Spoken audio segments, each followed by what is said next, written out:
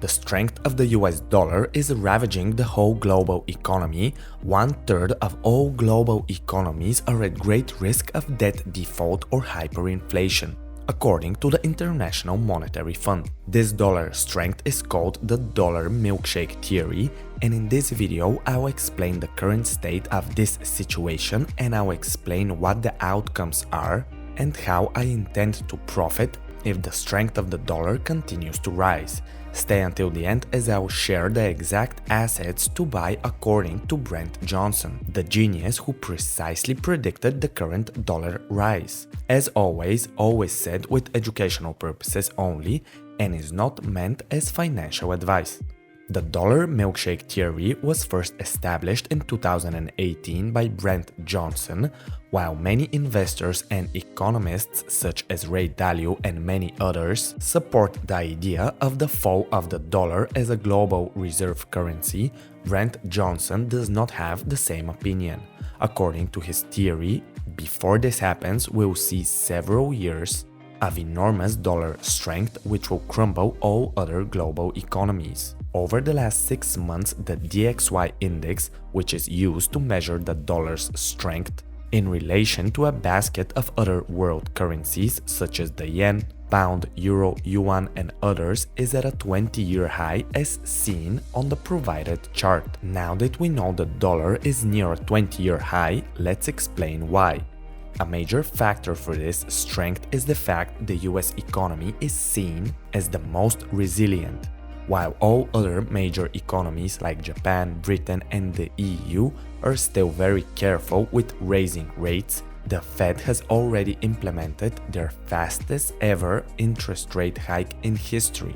This is done to fight inflation as higher rates cause lower demand for goods and services and people stop spending as much, which in turn helps to bring prices lower over the midterm. When central banks print money and/or lower their interest rate levels, this is seen as a weakness. If an economy is considered weak, its currency falls in value. This is because what stands behind a currency is the economy. When a central bank does the opposite, it stops printing money and hikes the interest rate levels. On paper, the economy is considered to be strong. This is what the Fed is doing now, but it is not the only factor. The dollar strength is measured in relation to other major currencies. So we must know what is the situation with these other economies and their monetary plans.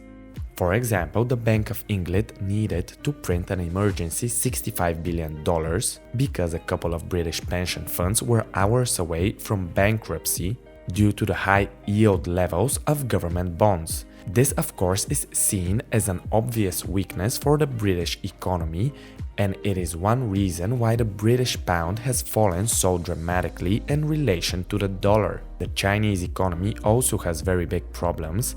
Millions of people were protesting due to mortgage issues, and the corporate debt levels of several property developers are a huge risk for the real estate sector in China. The real estate market is 25 to 30% of the whole Chinese economy, so this is another obvious risk to that economy, and it is reflected with a fall of the yuan against the dollar.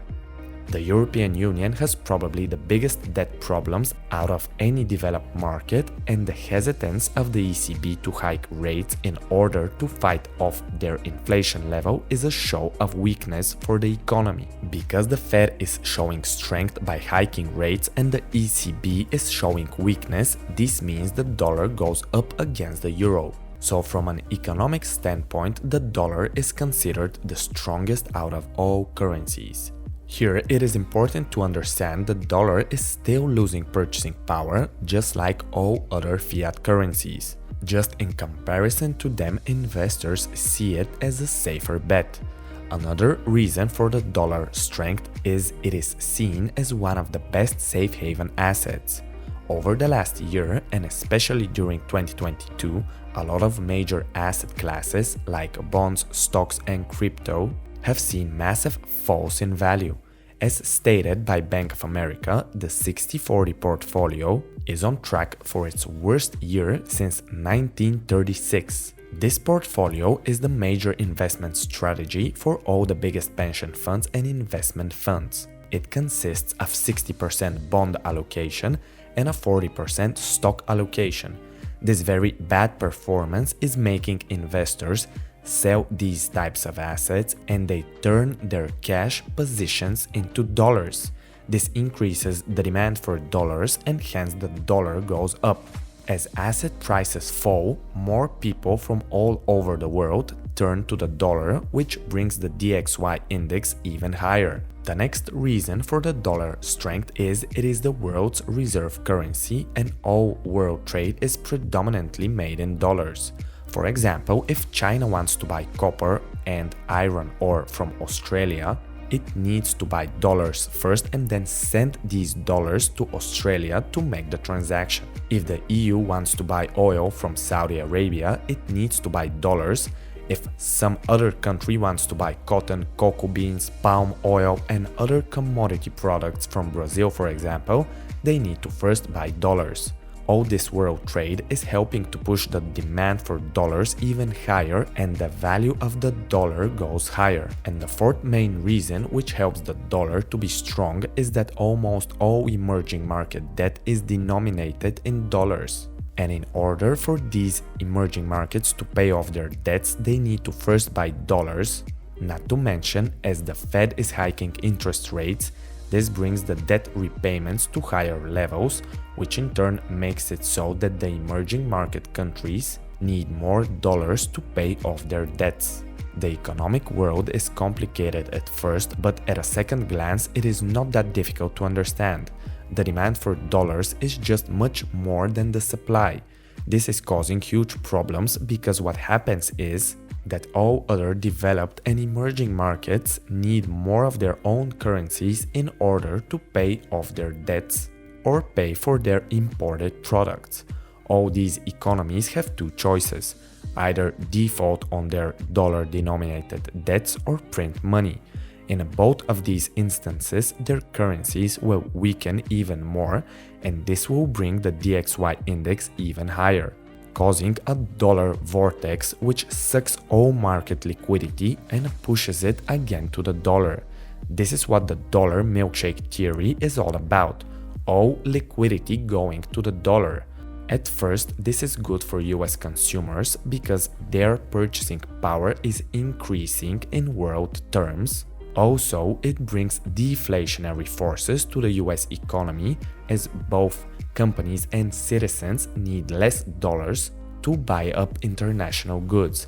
In other words, it is cheaper for them. But in the midterm, this will make all US exports very expensive, and a lot of countries will stop buying US produced goods and services because they will not be able to afford them, which will make it so that all US exporting related companies will have slashed profits. According to Brent Johnson, who is the first person to come up with this theory in 2018, which is now playing out, the end game is that potentially all other world economies will abolish the dollar as a world reserve currency due to the fact they cannot afford to have it as such. So after the dollar strength, of course, at some point comes the dollar weakness, due to lack of willingness from other parties to continue to buy up dollars. Now, let's discuss how Brent Johnson intends to profit if this happens. Knowing this, of course, will help us profit as well. The end game for the dollar comes when it loses its reserve currency status. In the eyes of Brent Johnson, what happens next is the world will go back to a gold, silver or Bitcoin standard. In other words, the world would return to hard money and countries may use these assets as transaction payments. This will make their values go up like a rocket ship.